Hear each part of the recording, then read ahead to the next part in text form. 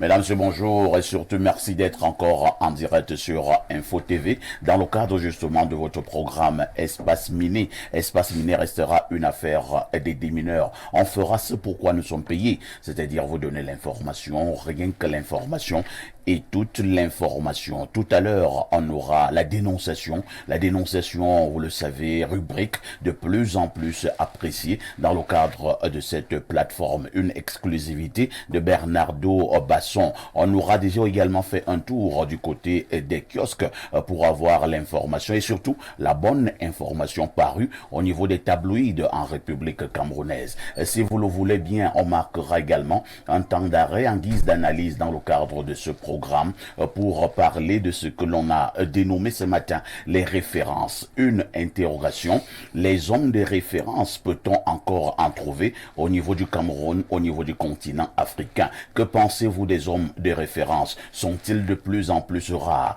Si oui, pourquoi? Sinon, comment? De toutes les façons, parce que vous êtes connectés sur Info TV, sentez-vous privilégiés. On commence par accueillir ces invités qui répondent déjà présents.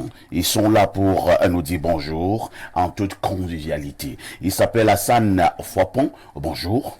Bonjour Monsieur Aïssi, bonjour à tous ceux qui nous regardent ce matin, qui sont bien évidemment très nombreux.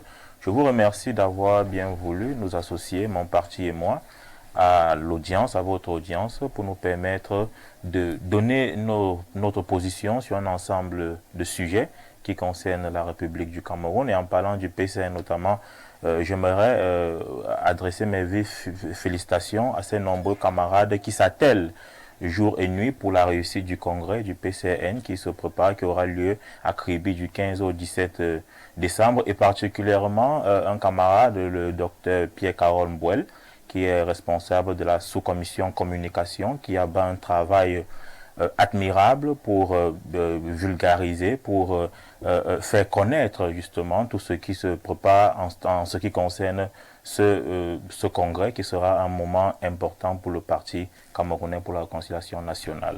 Les téléspectateurs l'ont donc constaté, vous êtes communicant du côté du PCRN, le parti de l'honorable président Cabral Libi. Je voudrais confirmer une information auprès de vous, en Mondovision. Cabral est-il traîné en justice actuellement?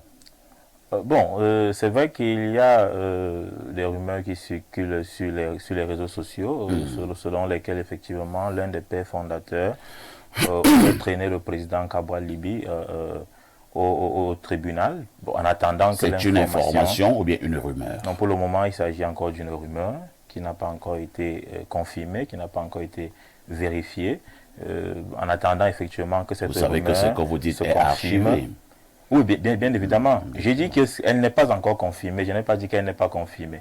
Vous dites même finalement quoi? J'ai dit elle n'est pas encore confirmée. Donc en attendant qu'elle soit... peut être vraie, mais elle n'est pas encore confirmée. Bien évidemment, même si elle est vraie, ce ne serait pas, je crois, ce ne serait pas comme si Cabral Libi était condamné. N'importe qui peut être traîné en justice par n'importe qui. Nous sommes tous des justiciables. L'essentiel étant que lorsque nous sommes traînés devant la justice, que nous répondions présents et que nous ayons des arguments suffisants pour montrer que nous n'avons rien à nous reprocher. C'est ça le plus important. Donc si effectivement nous sommes traînés devant les tribunaux, nous y répondrons et nous allons bien évidemment prouver que tout ce qui se passe autour du PCN actuellement, ce qui concerne ce conflit entre les pères fondateurs et le président national, n'est de notre point de vue qu'une sorte de complot ou dit contre le parti pour le distraire au moment où les véritables échéances se préparent. Avez-vous l'impression qu'au regard de certains faits, il y en a qui en veulent sincèrement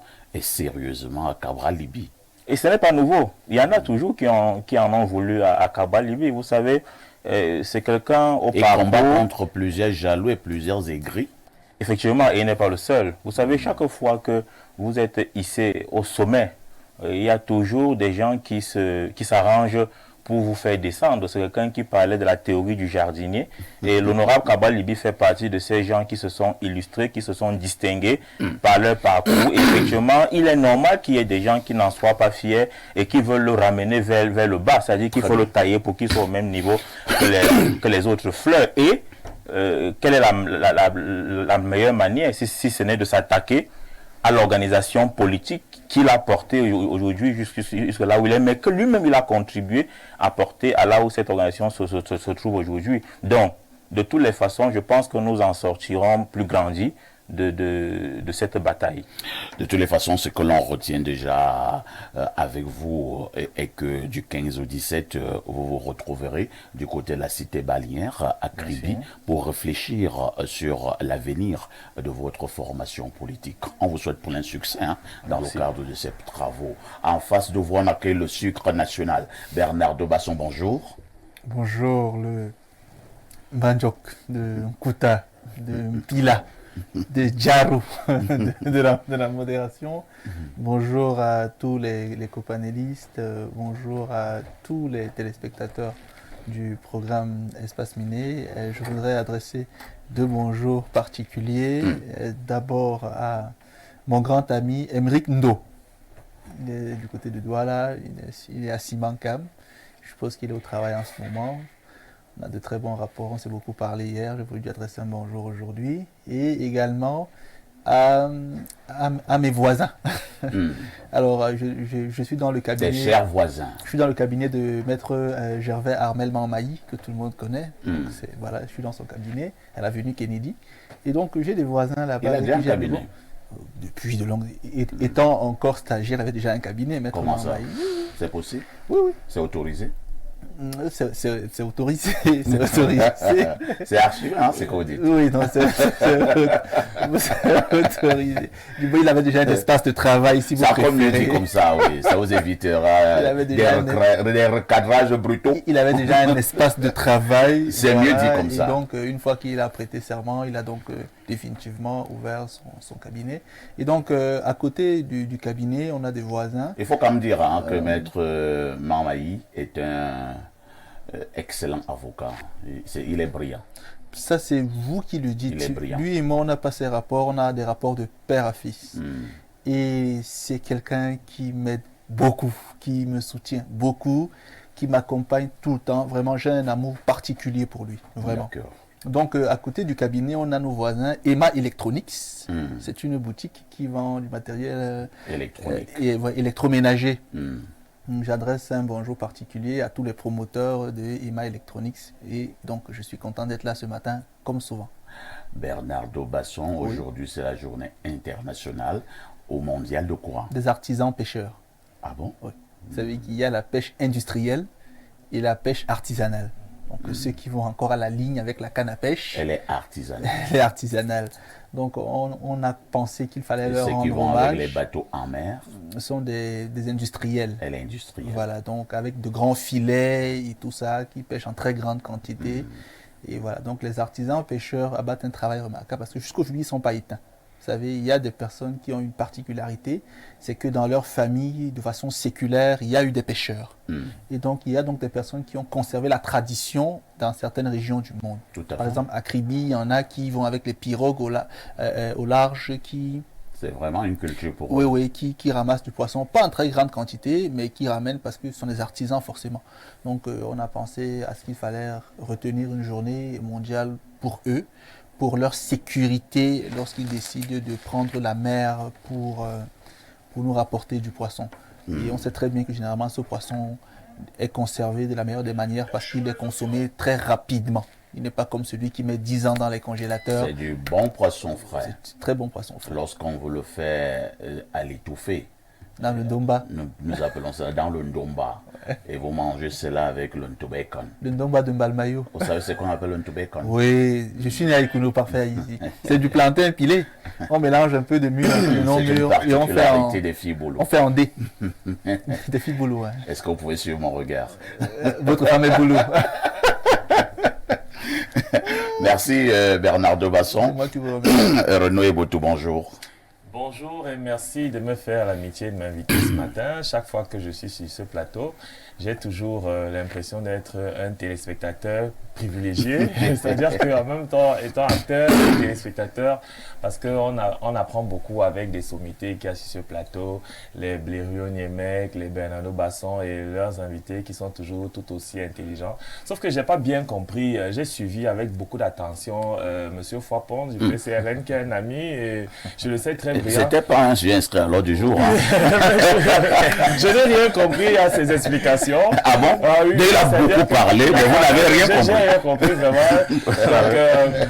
Donc, voilà, il nous a finalement dit quoi? Est-ce que Cabral est bien traîné en justice ou pas? Vraiment, on devait lui demander de répondre par oui ou pas. Non, vraiment, sinon au lieu de nous entourlouper comme il l'a fait là ce matin. C'est-à-dire que maintenant, normal, ils sont en train d'aller vers un congrès. C'est normal que les fondateurs du parti viennent dire que Nana au congrès, sachez que c'est nous qui sommes les fondateurs du parti. Est-ce qu'on les a invités?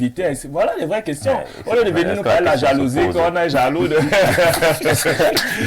Est-ce que la question se pose même? Comment pouvez-vous demander si on a invité les pères fondateurs à un congrès?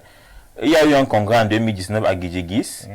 Pendant ce congrès, l'honorable Cabral Libi a été désigné, élu comme président national du parti. Il y a eu un congrès extraordinaire en Gaoundéré, il y a cela 2 ans, où on a retoiletté les textes du parti. Il y a un congrès du 15 au 17 décembre 2023 à Kribi. Et il est normal, on ne peut même pas poser la question de savoir si les pères fondateurs sont invités. Ils sont d'ailleurs présidents d'honneur du parti. Vous savez que moi je suis très direct, non? Oui. Donner la maison du père fondateur là. Donner sa maison. Vous-même, lorsque vous lisez, on dit qu'il y a une plainte qui circule. Quand vous lisez la plainte, avez-vous vu dans la plainte? J'ai parlé de la plainte ici. L'un des pères fondateurs dit qu'on lui a pas donné une maison. J'ai parlé de la plainte aussi. Pour l'instant, je suis encore calme. Parce que le PCRN là, il y a beaucoup de choses sur vous qu'on peut verser sur l'espace miné, mais je suis tranquille. Je vous dis donc que donner sa maison. Mais il a lu la plainte, il sait ce qu'il y a dans la plainte. Il dit qu'on dit, mais il a vu la plainte, vu qu'il parle de la plainte. Mais bien sûr, je suis sur les réseaux sociaux. Et ça va pas vous embarrasser, monsieur. Non, je ne suis même pas embarrassé. Moi, ça ne me dérange pas. On peut laisser. Non, ça ne me dérange pas qu'on aborde le sujet, bien évidemment. Le PCRN est une organisation La maison, politique. 30 millions. La voiture 2 portières, 6 millions. Vous êtes informé. Je vois que vous êtes bien introduit, monsieur Bernard Basson. Vous êtes bien introduit là. Je souligne que Renaud Eboto est écrivain, analyste politique. On accueille notre consultant de tout temps, mais alors de tous les temps, le digne fils de Bomiebel, Pierre Blériot-Niemek, bonjour. Bonjour, parfait ici.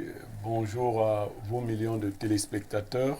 Bonjour à votre panel qui a démarré en trompe. Non, mais dites pas que vous invitez à ce petit débat. Non. Ah, d'accord. J'ai mieux à faire ce matin. Ah, vous trouvez que c'est la gnognotte? Non, Ce sont des pipis de chat. Je dois souhaiter joyeux anniversaire à une personne que j'aime beaucoup. Donc, au lieu de parler du PCRN, vous parlez des anniversaires. Non, j'aime cette personne plus que je n'aime le PCRN. Cette personne, c'est ma fille. Ah, d'accord. Ngoyeme Reine Sarah Rachel. Ah, d'accord. 5e du genre. Elle fête 1 an de plus aujourd'hui. Et j'aime lui dire que la 5e position, c'est une position de grâce. Le chiffre 5, c'est le chiffre de la grâce. Elle a trouvé grâce aux yeux de Dieu, étant une reine. Elle a trouvé grâce aux yeux de son père et de sa mère. Elle est très aimée de ses frères et sœurs. Je lui souhaite tout le bonheur et elle a ma bénédiction. On va aimer Reine Sarah Rachel. Alors, lorsque je lui ai souhaité joyeux anniversaire, j'aimerais partager avec vous la sagesse de ce jour. Allons-y. Si vous permettez. Très, très bien. On ne sort pas de tous les pièges par l'usage de la force. Cette dernière peut s'avérer contre-productive. Est-ce qu'on peut reprendre?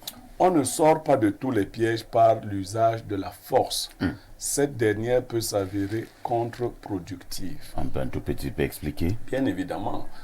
Parfois ici, quand vous tombez dans un piège, la première idée qui peut vous venir, ou qui vous vient à l'idée, c'est de faire de la force pour vous en sortir. Vous savez que même chez les bêtis, il y a ce piège-là. Ah, oula, ou. Qui déteste les gens violents. On appelle ça le Ourangbem. Voilà. Il déteste les gens violents. Plus tu veux te Débattre violemment. plus ça te sert davantage. D'accord. Comment on appelle ça, ma fille? Le Ourangbem. Habituellement, ça tient au niveau du cou. Ça déteste les animaux violents. Voilà. Il y a donc des gens qui croient que quand ils sont pris au piège, ils doivent user de force toujours. Il faut bien examiner la nature du piège. Vous voyez, même dans l'armée, il y a une forme de menotte comme ça. Tout à fait. Quand vous essayez de faire la Vous force, débattre, oui, ça vous sert un peu Ça plus. se sert davantage. Ça, c'est des images, mais dans la vie réelle, une fois que vous avez été pris au piège, prenez le temps de réfléchir. La force n'est pas toujours la solution. Vous savez, on nous a raconté l'histoire d'un... Est-ce que vous connaissez le proverbe bantou pour être d'accord avec ce que vous dites? Pour vraiment savoir que la force ne résout pas tous les problèmes. Il y a par moments certaines mouches Qui se comment on appelle déposent ça? sur les testicules. Si ça se dépose sur votre testicule, Il faut donc essayer de taper. vous comprendrez que la force ne résout pas tous les problèmes. Donc, c'est l'image d'un serpent qui avait été blessé par une lame de scie. Oh là là. Le serpent fâché s'est enlacé de la lame de scie pour la couper. On imagine la suite. Oui. Et donc, Le serpent s'est coupé il s'est lui-même. enroulé, oui. enroulé sur la lame de scie. Il s'est enroulé, sachant qu'il a souvent la force de couper les choses. Après s'être bien enroulé autour de la lame de scie, il a tiré fort. Et il s'est ouvert. Il était en miettes. Totalement. Donc, il faut attirer l'attention de ceux qui croient se sortir des pièges par la force, qu'ils sachent que quelquefois la force est contre-productive. Vous parlez spécialement à quelqu'un ce matin?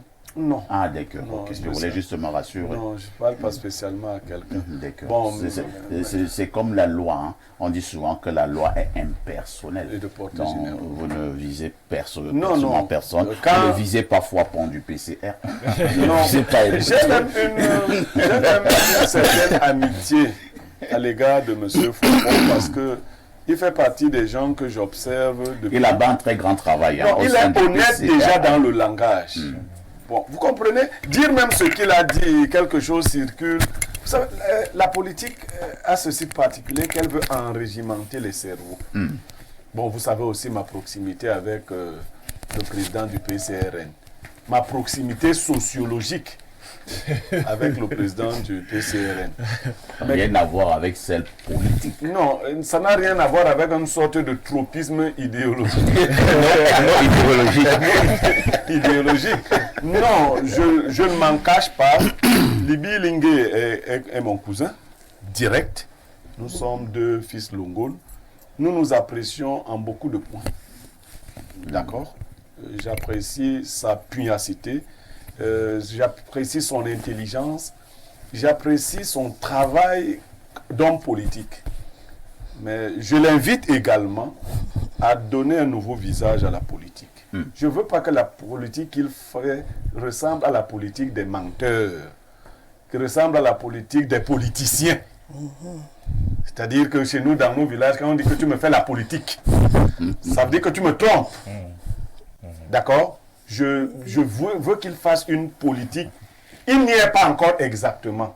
Et moi, je vais le contraindre d'une certaine manière à y parvenir. Très bien. À être honnête totalement en politique. Parce qu'on peut réussir en étant totalement honnête. Il ne faut pas croire qu'il faut toujours jongler.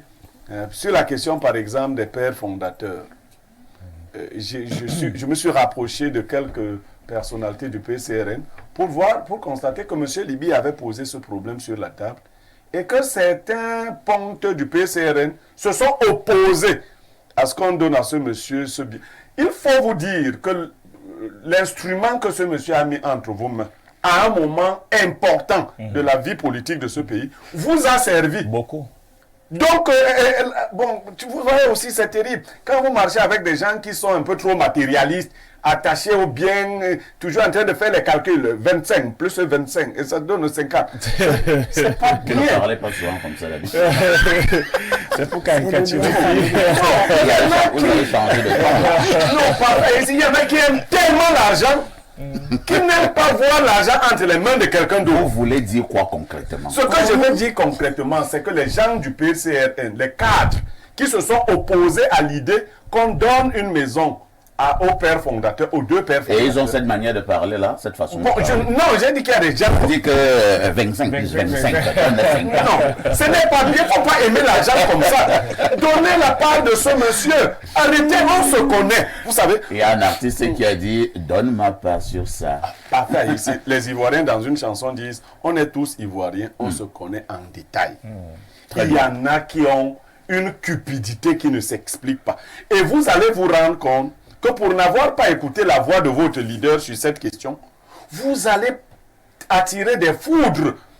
On ne prend pas la chose d'un vieux sans lui laisser quelque chose. On fait quelque chose là. Quand Abraham, comme vous n'allez même pas à l'église, vous ne lisez pas la Bible, on a donné des terres à Abraham. Vous savez ce qu'Abraham a fait? Il a dit que non, on ne prend pas la terre gratuitement. Il a donné le franc symbolique. C'est depuis la création que les choses se passent comme ça. Donc la chose de quelqu'un que vous mangez sans un franc symbolique, vous allez la vomir. Même chez nous, Donc, quand tu vas prendre une femme, tu donnes quelque chose. Monsieur Libi, impose-toi, tu t'es imposé en d'autres lieux. Très bien. Explique à ces cupides que vous êtes... Votre congrès a lieu avant le procès. Il y a un procès. Donc, résolvez ce problème. Ne dites pas on est jaloux. Parce que moi, cette affaire de jalousie là, tout le temps, moi aussi, je suis comme Eboto. Il faut arrêter ça. Il faut faire les choses correctement. Parce que je ne comprends même pas. Un peu comme ça, quand tu ne fais pas les choses correctement, on est jaloux de moi. Faites bien les choses. Et que tout le monde voit que, bon, c'est la jalousie qui persiste. Vous voyez quelqu'un qui vole pour construire une maison. Quand on dit qu'il a volé pour construire, il dit qu'on est jaloux. On est jaloux du vol. On te signale seulement que tu es un voleur. Merci Pierre Blériot. On va encore faire baisser la température. De toutes les façons, le message est passé. Hein. Cabral Libi, qui est un fidèle téléspectateur de ce programme, a certainement suivi en live. On marque une première touche pour Rosalie Guesselé, bonjour. Bonjour, parfait ici. Comment tu vas? Je vais très bien. Je vais Toute très de bien. rose vêtue. Oui. Toute de rose vêtue. Qu'est-ce que Comment tu se vas dit encore que me chercher? Les filles qui mettent du rose à un moment donné de la semaine, c'est parce que leur cœur bat très fort. Je te l'ai déjà dit, je suis amour continuellement. Donc, mon cœur, il bat toujours très fort. Amour continuellement. Oui. Amour Continuellement. essentiellement. Oui. Et celles qui mettent du rouge au-dessus. Là, c'est la passion. C'est le rouge vif et Ouais, écarlate, ouais. synonyme de l'amour ardent. Oui. Je crois que je Rouge vais t'offrir ça écarlate. demain. C'est pour Oh là. compléter complètement Ça le symbolisera rose. quoi? Ben, on monte d'un cran, ça Moi, quand devient la une passion. jeune fille a refusé de faire l'amour avec moi un jour, elle m'a dit, Ce gars, il est tu grave. n'as pas vu que je suis de rouge vêtu. Elle dit que, mais attends, elle dit que ça dit que l'armée rouge, La poule a versé l'huile. l'armée rouge travaille, donc c'est pour ça que tu es bien. Incroyable. Voilà, vous allez permettre à Rosalie de faire son job ce matin parce que vous voulez nous éloigner de l'objectif. De toutes les façons, Rosalie Guesselé est encore là pour nous donner l'information parue en kiosque au Cameroun. Rosalie, que disent les tabloïds? Les journaux parlent d'alcool ce matin, notamment Info Matin, qui nous informe que les prix de la bière sont stabilisés et que désormais les consommateurs sont ravis. Le quotidien qui a fait un tour dans les kiosques pour aller toucher du doigt cette réalité et bien sûr vient dans cette parution en page 3 nous rendre solennel le point de vue des consommateurs qui sont satisfaits des efforts du gouvernement. D'après le quotidien Info Matin, ils jugent salutaire la volonté des pouvoirs publics à travers le ministre du Commerce Luc Magwambarga Tangana ce 16 novembre à Yaoundé au cours d'une concertation avec les acteurs de la filière brassicole de maintenir les tarifs inchangés. Une descente dont je le disais tantôt du quotidien sur le terrain a permis de constater l'effectivité de la mesure sur l'étendue du territoire national. Donc les consommateurs sont heureux, les prix de la bière sont stabilisés, il n'y aura pas d'augmentation. Le quotidien Mutation s'intéresse à une autre problématique qui touche la société et titre Yaoundé, nouvelle panne sèche. Apprend-on en page 5.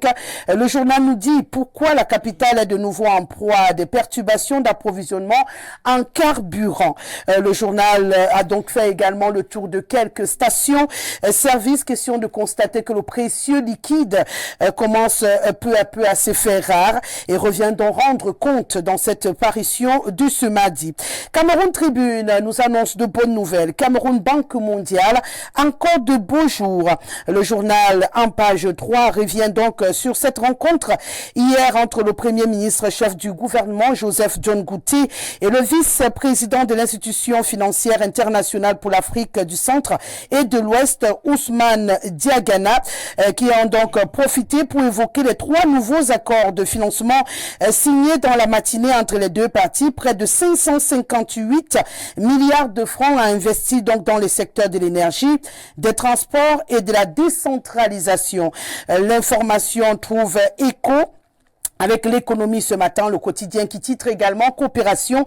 La Banque mondiale renforce le portefeuille de ses opérations au Cameroun et le journal revient donc sur cette visite de travail au Cameroun d'Ousmane Diagana, le vice-président de cette institution financière pour l'Afrique centrale et de l'Ouest. Parlons d'autres choses, notamment de politique en tête de une. Le billet hebdomadaire Le Point parle du PCRN de la présidentielle 2025 Cabral Libye sur la brèche, comme pour revenir sur ce procès qui attend le leader du PCRN et qui fait les choux gras de la presse nationale depuis quelques jours déjà.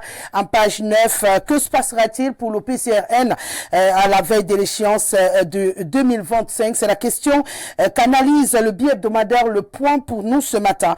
Le journal nous parle également de l'implosion qui s'annonce 2025, manœuvre axe nord-sud. La question est au cœur du débat.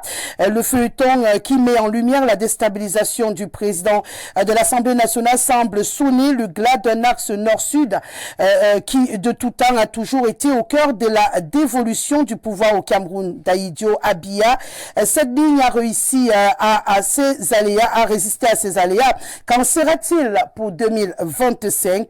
Le Point Biebdo explore cette problématique pour vous ce matin. On parle toujours de politique avec The Guardian Post 2025 presidential. Nietzsche Crusade come to lead coalition to challenge Biya. Comme pour dire que Jean-Michel Nietzsche, qui annonce un nouveau parti politique, annonce également une coalition avec Maurice Kamto du MRC pour faire face à Paul Biya en 2025. Le député monte donc au créneau pour faire savoir l'importance de cette coalition et bien sûr The Guardian Post revient sur cette actualité ce matin. Médiaction parle également de politique, mais cette fois à Bayangam, et revient une fois de plus sur l'an 41 du renouveau. L'honorable Henri Nono, président de la section RDPC du Kunki Sud, rassure le président Paul Biya du soutien à 100% de Bayangam aux prochaines échéances électorales. On s'intéresse à présent à la tradition avec le quotidien Le Messager qui revient sur l'actualité au groupement Bagam. Sur le trône de la légitimité, peut-on lire en une.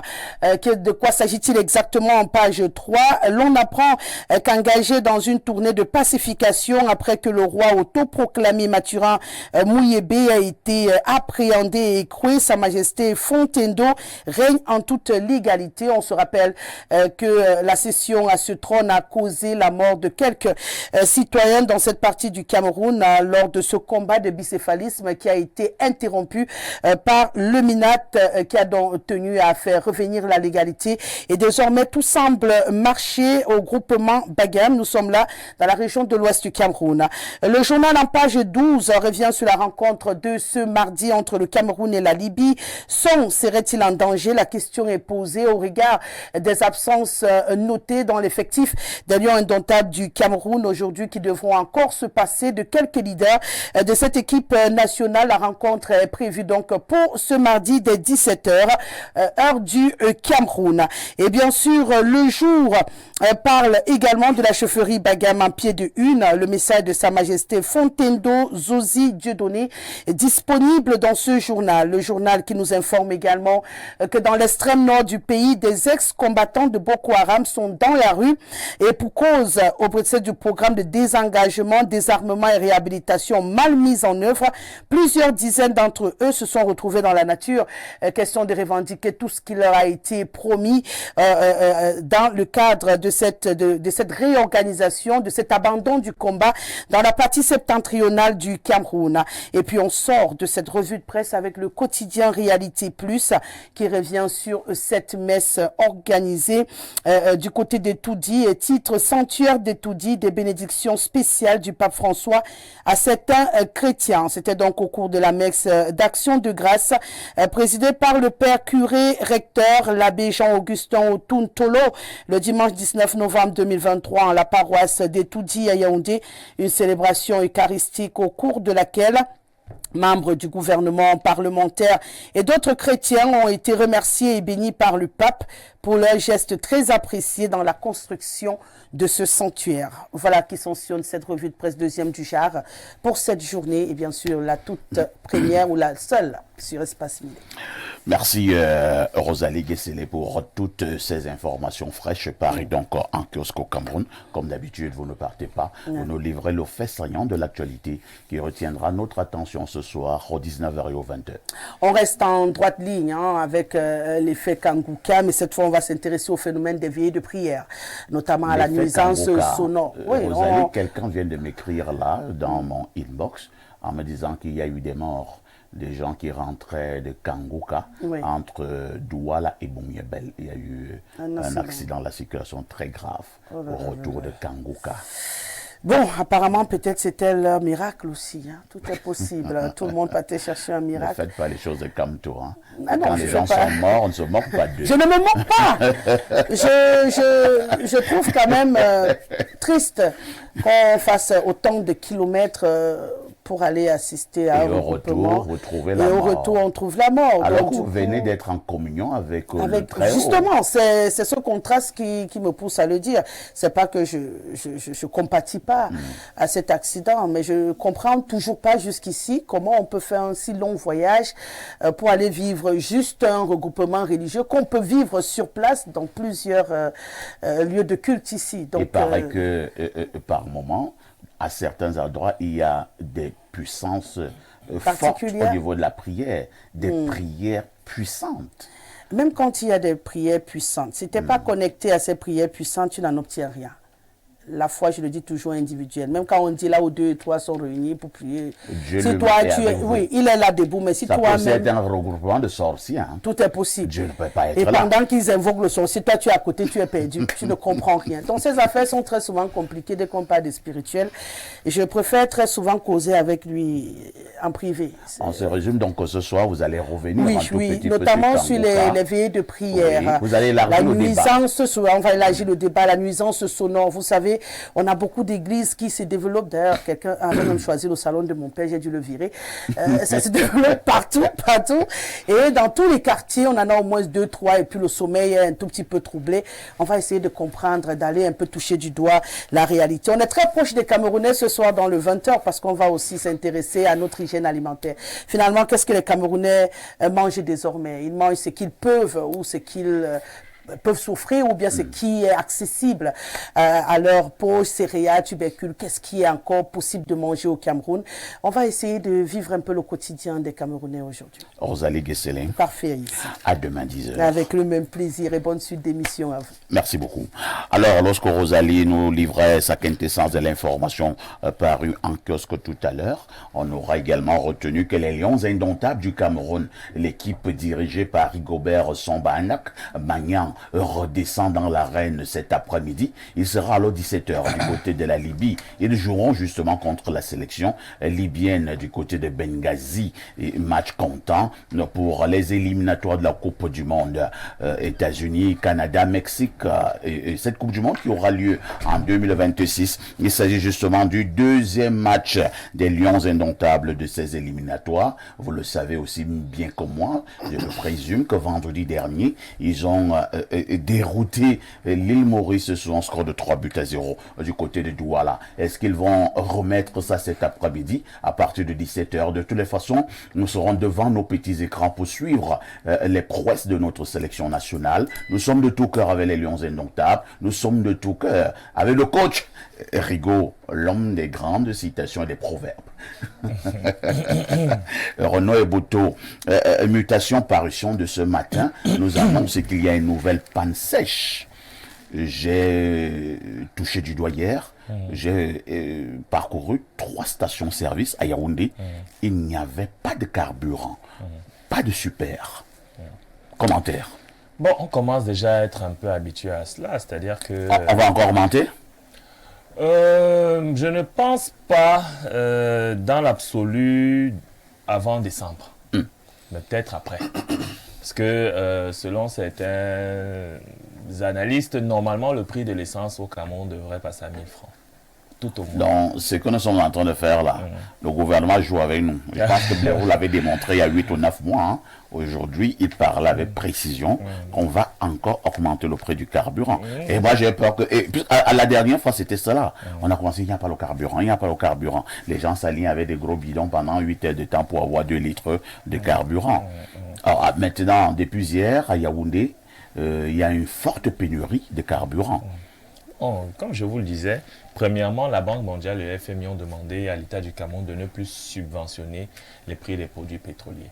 Et retirer... Donc c'est le FMI et la Banque mondiale qui viennent nous dire ce que nous devons faire dans notre pays. Bon, ce sont des experts. C'est-à-dire que tu as ta femme et parfois ici dit, c'est lundi, tu peux avoir des rapports intimes avec elle, mais tu ne peux pas le faire le reste de la semaine. Bon, cette recommandation ou alors ce conseil du FMI, de l'avis de certains observateurs, n'était pas si mauvais. Parce qu'en fait, dans cette subvention du prix des produits pétroliers, il y a aussi de la corruption. C'est-à-dire que vous allez constater que nous, le Cameroun, on achète le pétrole que l'on peut utiliser, parce que nous, on est un pays producteur de pétrole, il faut le dire, on produit du pétrole lourd. Mais nous achetons du pétrole que nous pouvons consommer à des pays producteurs de ce pétrole-là via un intermédiaire. Je ne sais pas si vous comprenez ce que je veux dire. C'est-à-dire que le Cameroun n'achète pas les produits pétroliers directement. Le Cameroun achète ses produits pétroliers via un intermédiaire qui prélève un pourcentage. Cet intermédiaire, c'est qui? Cet intermédiaire, c'est la France. Ah bon? Donc, qui prélève un pourcentage. Si le Cameroun passe directement sa commande, ça ne passera pas? Bon, de toutes les façons, ce qui se passe pour le moment, même pour l'achat de véhicules, ça se passe. C'est-à-dire qu'on achète via un intermédiaire. Vous voyez? Et donc, ça nous rallonge les coûts des produits pétroliers. Et donc, la Banque mondiale, le FMI nous ont demandé de ne plus subventionner. Parce que ne plus subventionner nous permettrait de faire... le carburant passerait à 1000 francs. Ou un peu plus, mais ça nous permettrait de faire au moins 350 à 450 milliards d'économies que l'on pourrait réinjecter dans le tissu productif de notre pays. Merci, donc ça, c'est le conseil de la Banque mondiale. Maintenant, sur l'augmentation inéluctable qui est en train d'arriver, parce qu'on se rend compte que la prévision n'est pas de mise. C'est-à-dire qu'on ne prévoit pas, on n'a pas pu prévoir, anticiper sur les pénuries de carburant qui sont arrivées depuis la crise russo-ukrainienne où on a eu des difficultés à s'en approvisionner. Vous voyez, parce que c'est depuis effectivement la crise russo-ukrainienne, un peu même avant, au moment où il y avait la Covid, où les frontières étaient fermées, on n'a pas pu prendre des décisions qui étaient les bonnes pour se rassurer que le prix du carburant n'augmente pas. Et ce serait, ou alors ne soit pas en pénurie, et ce serait un drame. Parce que vous savez, et je chute par là, je sors par là, que lorsqu'il y a rareté du carburant dans les grandes villes, comme Yaoundé, dans les petites villes, le prix de ce carburant-là, de manière directe, augmente. Donc, les agriculteurs qui doivent ramener des produits vivriers vers les grandes métropoles augmentent les prix de ces produits vivriers. C'est une chaîne. Et donc, on va se retrouver en fin d'année, en décembre, avec des prix très élevés sur le marché. Bernardo Basson, je me suis toujours posé une question. Jusqu'à présent, je n'ai pas encore trouvé un expert qui arrive à me donner une réponse satisfaisante. Comment comprendre que le Cameroun, grand producteur de pétrole, en Afrique puisse avoir des problèmes graves, des problèmes terribles, des problèmes incompréhensibles de carburant depuis de longues années. Est-ce que je peux trouver un expert pour m'expliquer cela? Il y en a forcément, mais nous ne sommes pas dans la catégorie des grands producteurs. Nous sommes un petit producteur. Si nous prenons quand même en Afrique centrale. Moi, je ne suis même pas d'accord. On est un grand producteur. En Afrique centrale, oui. Et Boto te dit même que, même en Afrique, parce que comment on peut comprendre qu'il y a le pétrole au Tchad, il y a le pétrole en Guinée équatoriale. Nous sommes limitrophes. Il y a le pétrole au Nigeria. Il y a le pétrole au Nigeria, mais il n'y a pas de pétrole au Cameroun. Le pétrole nous a sauté. Non, on ne dit pas qu'il y a parler de production. En fait, la disponibilité n'inclut pas forcément l'exploitation à un moment donné. Vous voyez, le Cameroun n'exploite pas de manière optimale sa ressource pétrolière. Ça, c'est mieux dit. Ça, c'est sûr de tous. Vous voyez, ça ne veut pas dire qu'on ne peut pas produire davantage. Mais ça veut dire que l'idée des dirigeants, pour le moment, c'est de ne pas exploiter de manière optimale. Mais tout à l'heure, Eboto a bien posé le problème. Les bailleurs de fonds exigent malheureusement à nos nations de confier certains marchés à certaines personnes. Vous voyez, malheureusement, c'est le cas. Ça veut dire pour les routes. On vous dit dans vos pays, la question des routes données à tel. Pour les stades donnés à tel, ça ne dépend pas vraiment de nous. Parfois, c'est beaucoup plus complexe que ce qu'on imagine. Ce qui fait qu'à terme, on a un pays qui ne nous appartient pas et qui est piloté de l'extérieur. Et ça devient compliqué. Donc la raison, moi, je ne l'ai pas. Je l'ignore manifestement, mais l'augmentation du prix du pétrole, ça fait 2 ans pratiquement que tout le monde sait qu'on sera autour de 1000 francs, 1050. Hein. Donc c'est pas surprenant. Une fois qu'il y a eu l'augmentation, il y a cela vous pensez que ici, les gouvernants jouent avec nous? L'avait dit ici, jamais. Non, ils ne jouent pas. Au contraire, ils essaient juste d'aller par dose homéopathique pour que ça ne nous brusque pas. Ce qui est sûr, c'est qu'on est toujours en train de courir vers la densification de la difficulté du niveau de vie des Camerounais. On va toujours davantage souffrir. C'est inévitable. C'est une malédiction. J'en parlais hier avec un ami, je lui disais que, comme vous aimez dire que votre sage, le pays est dirigé par un sage, vous oubliez que le sage voit le mal venir de loin. Je mets ça à côté. Je lui ai également dit qu'à l'époque, vous aviez un chef de l'État qui a prévu la CTC, qui a prévu la CELUCAM, qui a prévu tout ça pour créer des emplois et amortir le coût de la vie. Mais vous avez quelqu'un qui a tout fermé, tout rangé vers la fonction publique et le parapublic et qui ne produit rien. Donc, à l'époque, il n'y avait pas la guerre russo-ukrainienne. À l'époque, il n'y avait pas des crises mondiales. Le sage voit le mal venir de loin. Je m'arrête là.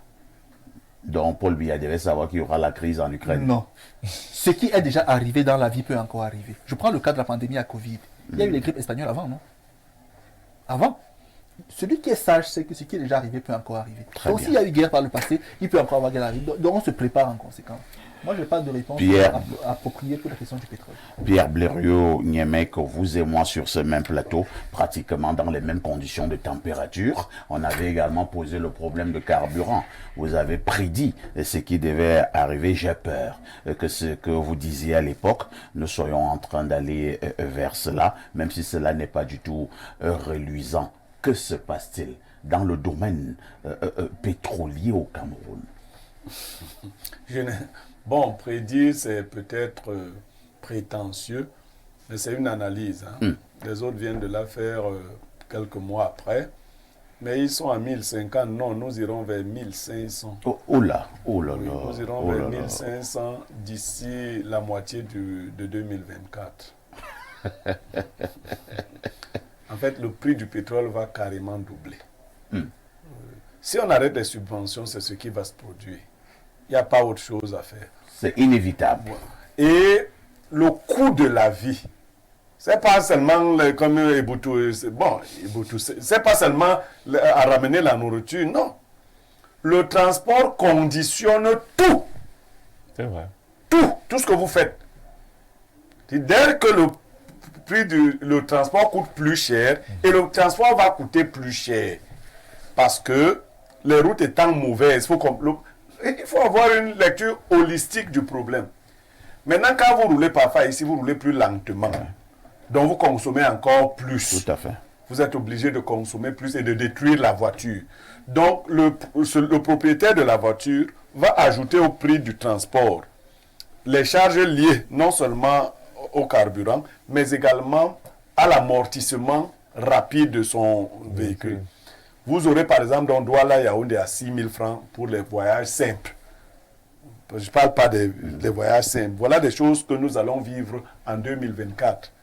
Et nous allons vivre un niveau de vie beaucoup plus dur Donc si les gens croient que ce qui nous attend en 2000... Blériot, vous êtes seulement là pour inquiéter Effrayer les les gens. gens, effrayer les citoyens. Non, moi je ne les effraie pas. Oh Et là les là. caisses de l'État sont vides. Comment ça?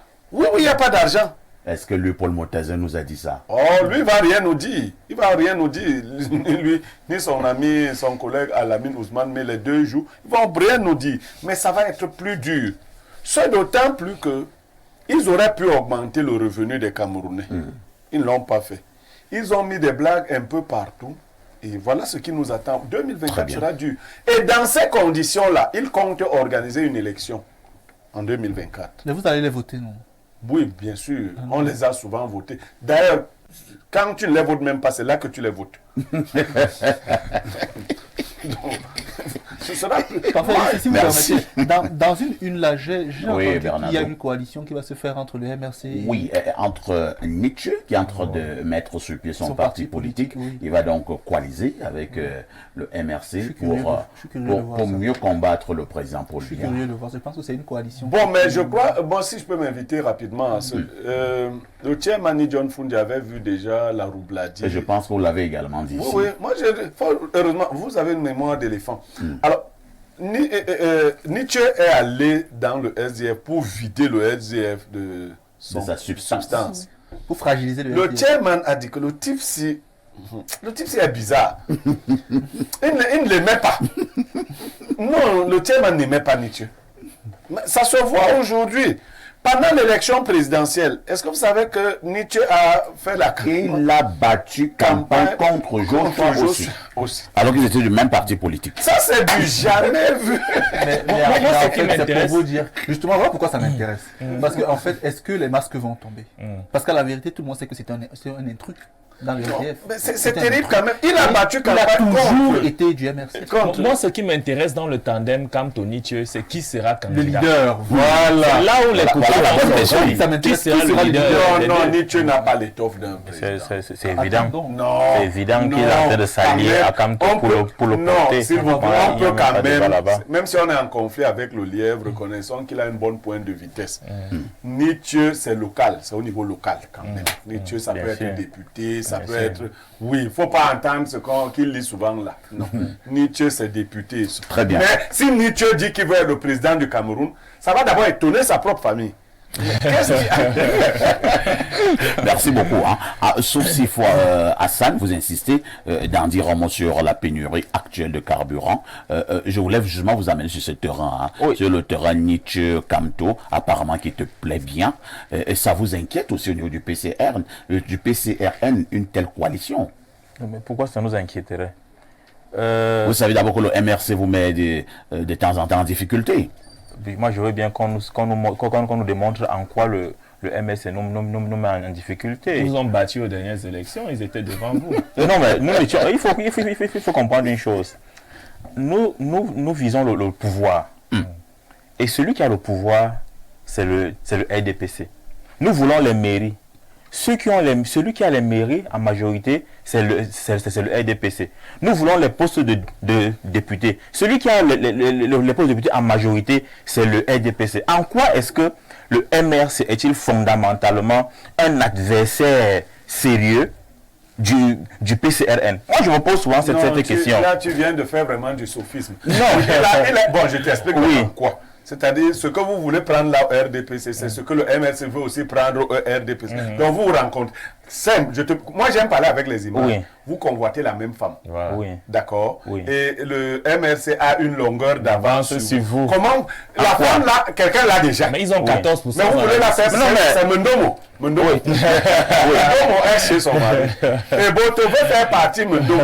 Vous aussi. Mais et Boto, c'est le MRC. Sauf que la femme là et Boto ont déjà échangé le contact et s'écrivent quelquefois. Vous n'avez pas encore le contact de la femme. Vous voyez en quoi le MRC vous dérange? Mais c'est pas le Non, plus grave. non, Le suivez. plus grave, c'est que monsieur Fouapom, vous-même encore, Oui. vous faites la sorcellerie. Oui. Parce que vous dites que vous voulez proposer au RDPC des choses, alors que vous voulez le pouvoir. Ça, Qui l'a dit? Qui l'a dit? Qu'est-ce qu'on entend par Je viens de le dire. proposition? Non. Est-ce que je l'ai dit Non, ici? votre président a souvent Oui. dit que nous sommes un parti de proposition. Non. Donc vous voulez la même Non. femme. Non. Elle ne me rappelle pas quand même. Non, monsieur, non, monsieur. Vraiment, nous sommes pas sur un le plateau sérieux. Oui, oui. Et moi, je vous connais quand même Non, sérieux. Vraiment, laissez ça aussi. Oui, Merci beaucoup, non, hein. non. Vous Je allez suis en train de permettre parler. à Je suis en train de Hassan de dire coller ceci. son Ce commentaire. que je refuse, effectivement, minute, hein. oui, ce que je refuse, effectivement, c'est que les gens veulent faire comme si il y avait une opposition farouche entre le MRC et le PCRN. Oui, moi, par exemple, je suis originaire du département du Noun et je vise, si je vise la mairie de Massangam, par exemple, moi, j'ai pour adversaire l'UDC et le RDPC. Je n'ai pas pour adversaire le MRC. Et ça va se passer ainsi dans beaucoup de localités. Le MRC n'a aucun siège de député, n'a aucune mairie. Donc je ne vois pas en quoi. Vraiment, il faut sortir de la politique des réseaux sociaux. Je ne vois pas en quoi le MRC est un adversaire sérieux du PCN. Non, pour le moment, non, mais laissez-moi parler. Quand vous parlez, moi, souvent tranquille. Non, ce n'est pas la question. C'est pas la question de dépasser. Et même si vous venez même, et même si vous venez même en politique, parce que quand vous dites que le MS nous dépasse, moi j'aimerais encore vous demander quelle est l'unité de mesure que vous utilisez pour dire que le MSC dépasse. L'élection présidentielle de 2018, que votre double. bien évidemment, nous étions troisième. Non, il a eu plus que vous. Nous étions troisième. Oui. Le MSC était devant Non, nous. ne dites même pas ça. Mais en 2020, vous aviez quel mais en 2020 et aujourd'hui, si on recense le nombre d'élus du PCN, je ne pense pas que nous soyons opposés au MSC.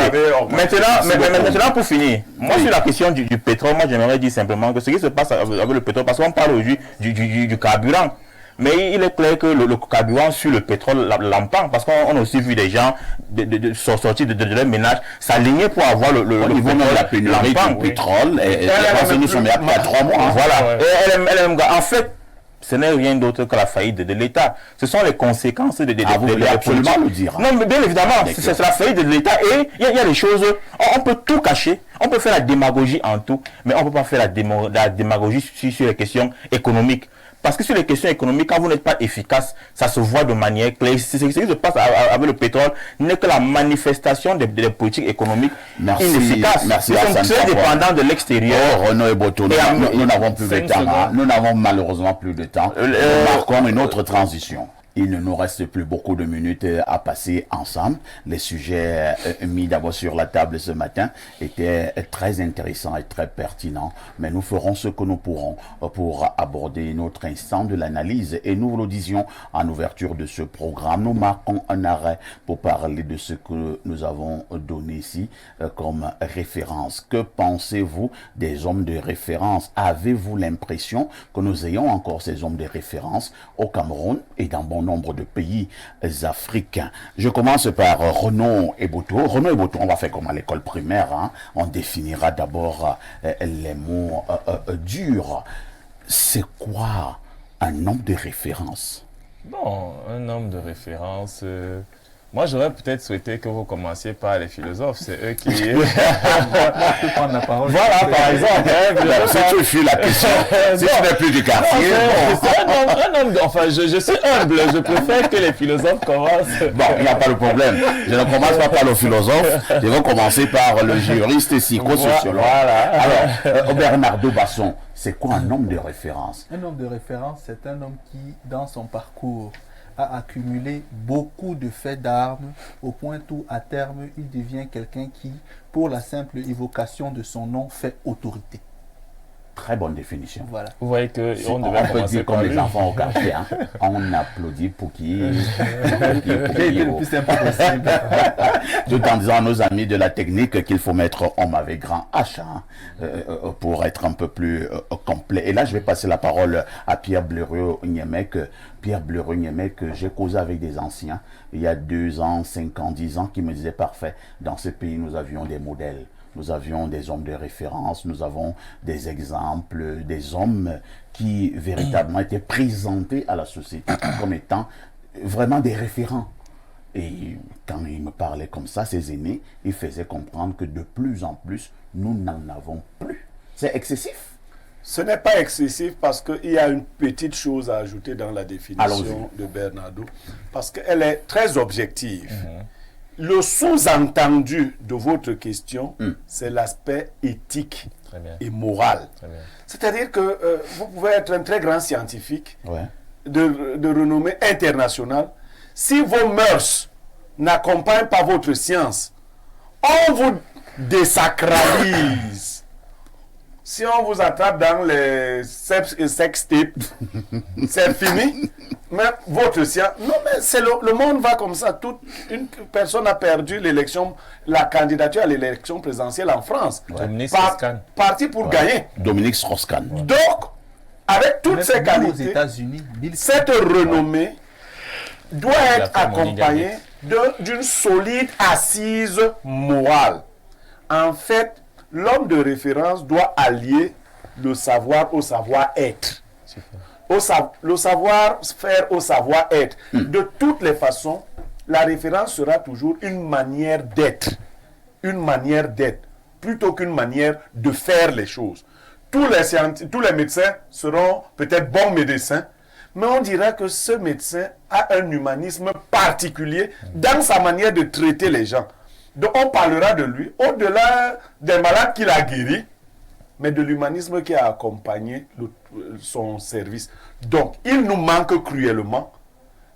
Les philosophes appellent cela le supplément d'âme.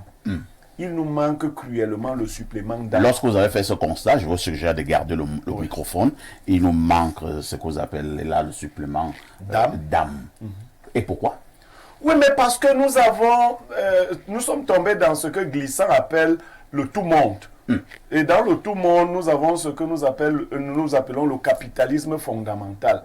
On veut seulement connaître le prix des choses. Et non leur valeur. Non, oui. Ça donne combien? Ça coûte combien? Voilà. Donc, aujourd'hui, la référence. Il y a donc des hommes de référence aujourd'hui, d'un tout autre genre. C'est les hommes qui ont l'argent. Quand on dit que vous êtes jaloux de tel, on ne parle pas d'une valeur morale, hein. Pas fait ici. Quand on m'accuse ici que tu es aigri, tu es jaloux, on ne te parle pas des valeurs morales de l'individu.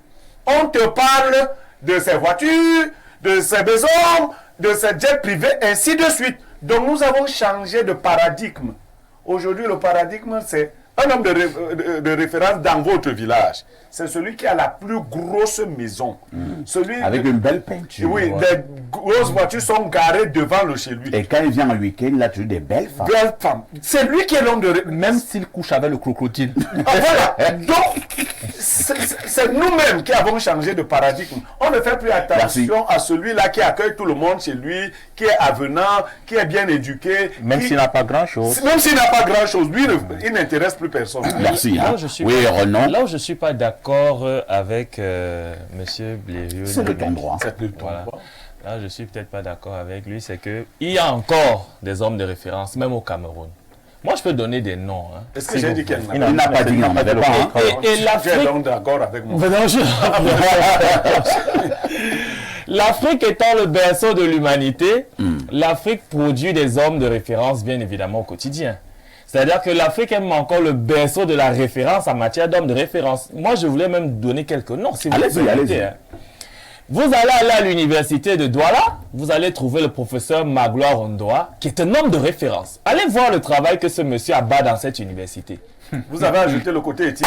Bon, Vous avez ajouté le côté Mais éthique. Non, je préfère qu'on n'aille pas sur Non, le je débat. demande- Je préfère qu'on aille pas sur le débat Est-ce que des vous individus. avez- Je vais prendre la Non, parole. non, c'est votre bon. tour. Vous n'aurez Citez pas plus les dû noms. citer ouais, ce d'accord, nom. je sais plus le nom. Vous savez, les génies. Il est un génie. Indubitablement. Attendez, Dieu. Attendez un peu, Blériot a dit quelque chose tout à l'heure. Vous n'avez pas bien saisi Blériot. Non, j'ai Je me donne le compris. risque de répéter un tout petit peu ce qu'il a dit. Il a dit, vous pouvez être un homme de référence sur le plan scientifique. Exact. Il a dit, vous êtes vraiment un génie. Et tout, mais il a dit qu'il faut ajouter l'aspect éthique. Éthique. Et moral. C'est là le bémol que je vais mettre. C'est-à-dire que Dieu, en tout génie, c'est un génie est comme une pièce qui a deux faces. Il y a le côté pile et le côté sombre.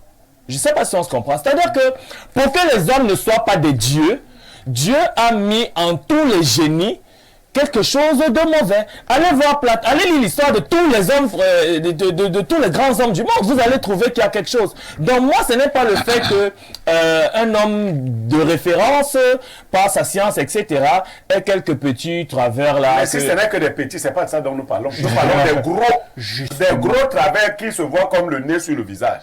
Merci beaucoup, Renaud. Hassan Fouapon, qui est un homme politique et qui accompagne d'ailleurs un grand homme politique au Cameroun. Cabral, ce sujet vous intéresse, hein? Bien évidemment. Vous, les hommes politiques, vous vous situez à quel niveau lorsqu'on parle d'hommes de référence au Cameroun et en Afrique? Bien évidemment, quand j'ai lu votre question ce matin, je me suis dit, mais voilà une question importante. Et j'ai été content justement de venir à l'émission pour parler de cette question. Parce qu'en fait, pour moi, la question, c'est y a-t-il encore des hommes de référence en Afrique? Mais l'Afrique sait-elle encore trouver ses références? Sait-elle encore valoriser les véritables hommes de référence? Parce que c'est ça tout le problème. Là, on est là même dans la problématique même de l'éducation que nous voulons donner à nos jeunes frères. Vous savez, moi, je suis quelqu'un de particulièrement rigoureux en ce qui concerne les références. Ça veut dire que moi, je vois aujourd'hui, il y a une tendance, parce que, et M. Bléron a raison de le dire, nous sommes de plus en plus dans une société de confusion et de contre-valeurs.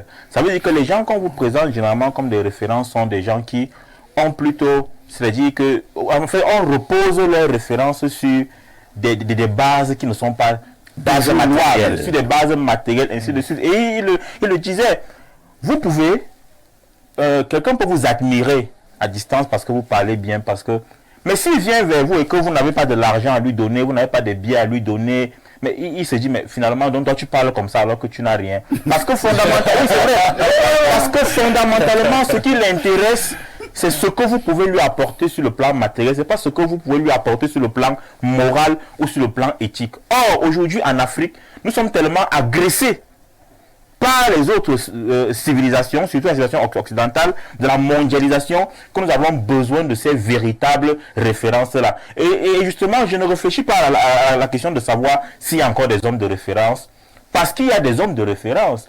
Mais le véritable problème, c'est que nous ne savons pas les valoriser. Très bien. Le problème, en réalité, c'est que, et vous savez, et ça existe à toutes les époques, il est parfois difficile de reconnaître une référence pendant que la personne vit encore.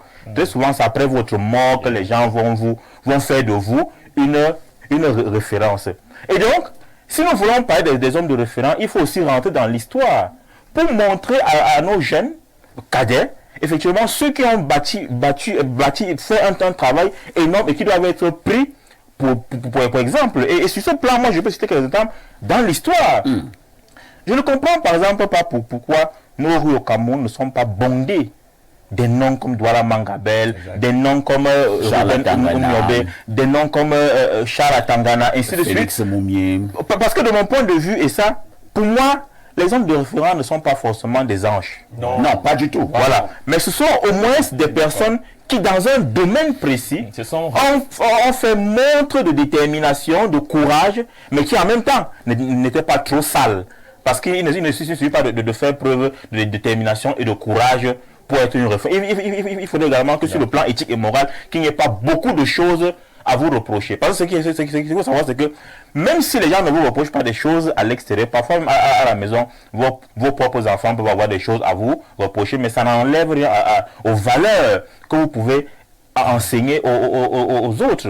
Maintenant, dans le présent, je sais que sur ce point, je ne ferai pas forcément l'unanimité. Moi, j'ai la chance, de manière personnelle, de fréquenter la chance de fréquenter Kabwa Libi. Et je peux vous dire que chaque jour que je fais des atalakou. Non, moi je ne fais pas les atalakou. Et ça, ils le savent. Je ne fais pas les atalakou. D'ailleurs, je ne suis pas entré un peu Cabral. Je ne suis pas entré au PCN par fantaisie.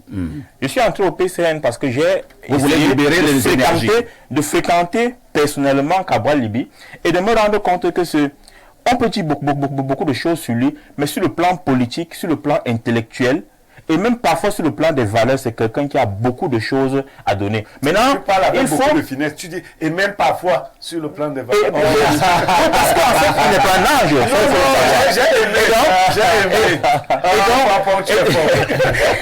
Et donc, fondamentalement, nous devons apprendre de ces gens-là. Je pense que le Cameroun en particulier et l'Afrique en général gagnerait à trouver des hommes de référence de cette envergure-là et de les présenter à la jeunesse. Merci beaucoup, hein. Bernardo Basson. Dans l'histoire, justement, on peut en citer jusqu'à demain matin. Certains commençaient à le faire sur le plateau, des hommes de référence. Mais de nos jours, ils sont de plus en plus rares. Pourquoi ils sont de plus en plus rares? Et maintenant, est-ce qu'il y a quelque chose à faire pour que nous ayons encore des hommes de référence? Est-ce qu'ils sont de plus en plus rares? Je ne pense pas. Ils sont nombreux. Ils Pour sont le cas du nombreux. Cameroun, par exemple, Ils sont nombreux. les hommes de référence. Oui, oui. À la seule différence que... je vais aller plus loin avant de revenir. Tout à l'heure, M. Fouad m'a parlé d'homme politique. Qu'est-ce qui différencie un homme politique d'un homme d'État, par exemple? Je vais vous donner une différence. L'homme politique pense à la prochaine élection. Oui. L'homme d'État pense à la prochaine génération. C'est vrai.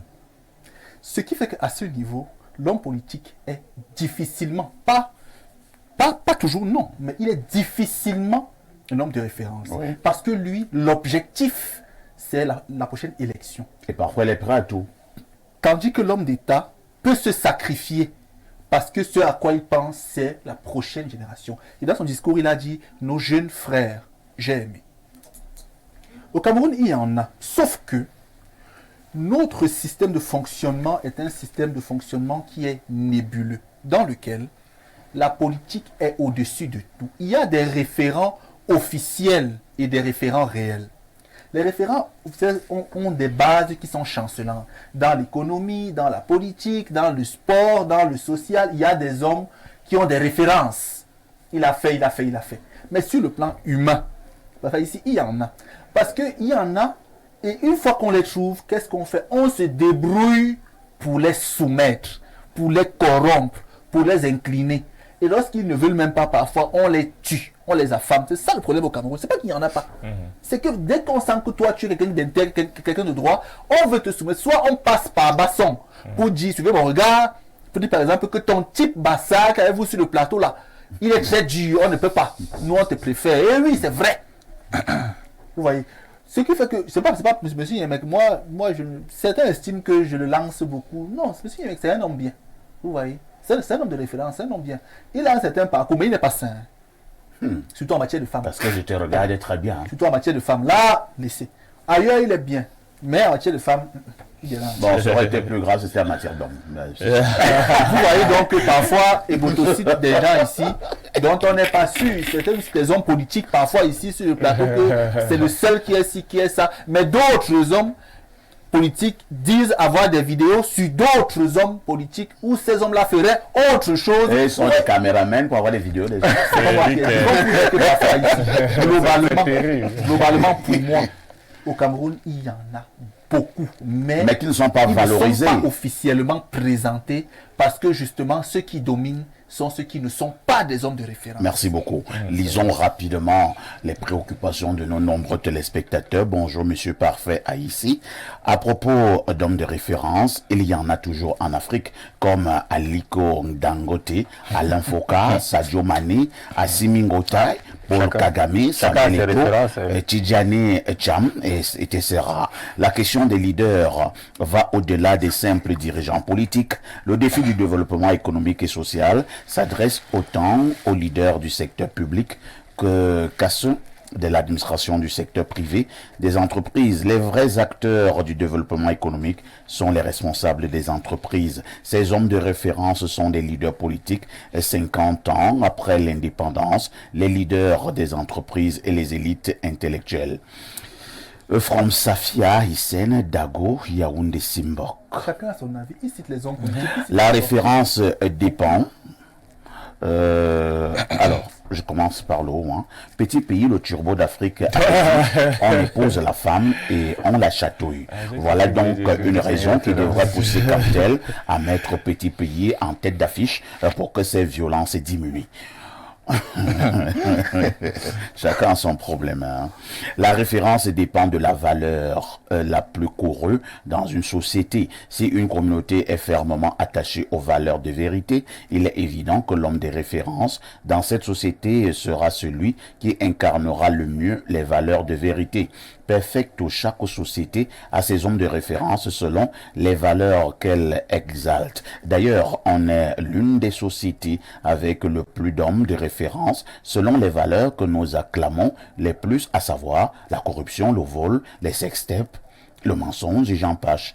Bref, nous sommes très fidèles à nos valeurs. Il suffit juste de voir les honneurs que nous leur accordons et l'engouement que nos enfants ont à les ressembler. Soyons fiers de nous car nous célébrons comme il le faut nos hommes de référence.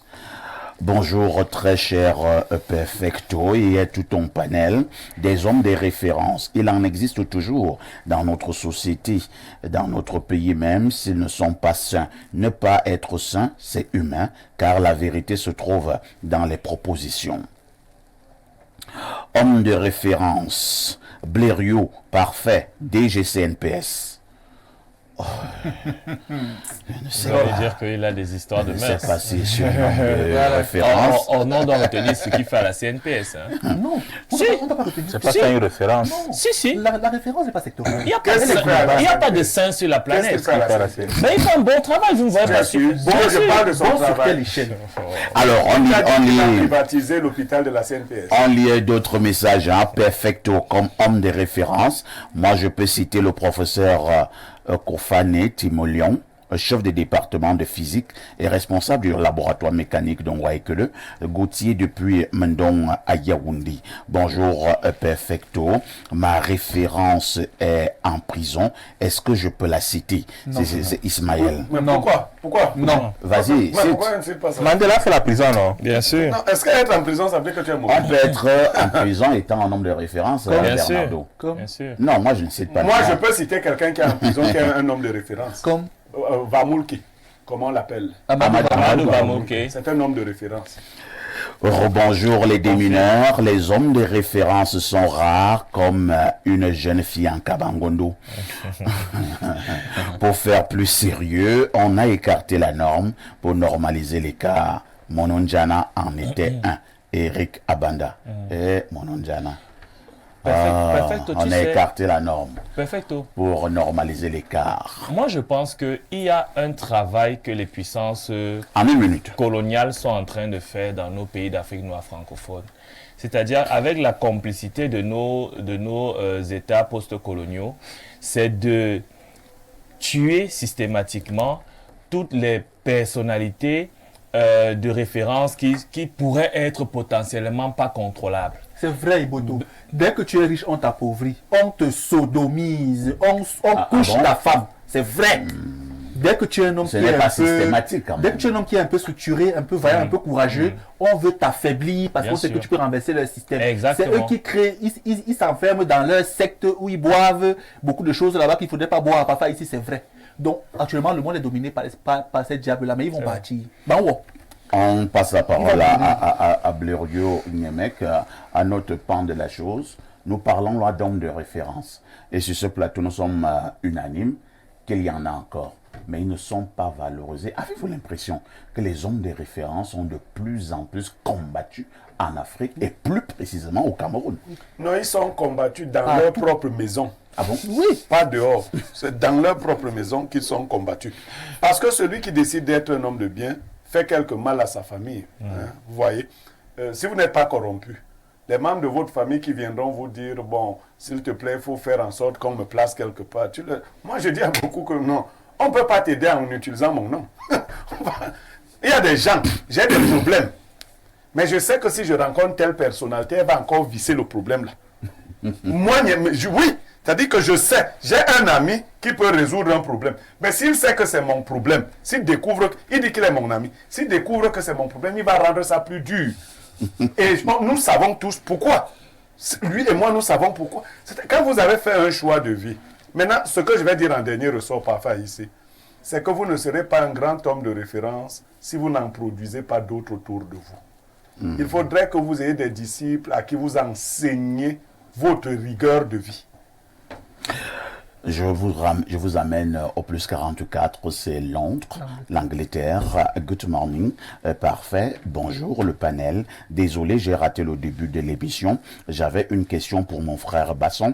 Comment les dénonciations n'ont jamais de suivi? Ce sera bien de nous dire par la suite comment certaines dénonciations ont été résolues. Monsieur Happy, un noble Bafan depuis Londres. Il faut dire à Monsieur Happy que sur ce plateau, on a déjà eu à relayer certaines dénonciations qui ont eu un suivi. Prenons simplement même le cas de la route Tekounou. Voilà, par exemple, vous voyez. Bon, maintenant, j'ai aussi reçu plusieurs messages à Basson au sujet du Camerounais qui avait été humilié. On a craché sur lui au restaurant Le Socrate à Basson. Les téléspectateurs veulent savoir qu'est-ce qui s'est finalement... On a licencié le Libanais qui avait craché sur le Camerounais. Ah, on a licencié ce Libanais. On a licencié, oui. Ah, d'accord. Ça, c'est une bonne chose. Une bonne chose. Je vous amène en Algérie, c'est le 213. Bonjour au panel et au troupeau de modérateurs. Il y a bel et bien des hommes de référence au Cameroun, mais nous refusons de les voir. Nous avons mis dans nos têtes que les hommes de référence sont automatiquement les hommes diplômés qui sont docteurs en ceci ou en cela. Pourtant, ce n'est pas le cas. Aïdjo, avec son BEPC, est une référence. Aïdjo n'avait même pas le BEPC. Aïdjo avait le CPE. Est une référence, pourtant celui qui l'a succédé, alors je n'arrive plus à voir la suite. Je préfère dire merci à Fapon qui était là ce matin.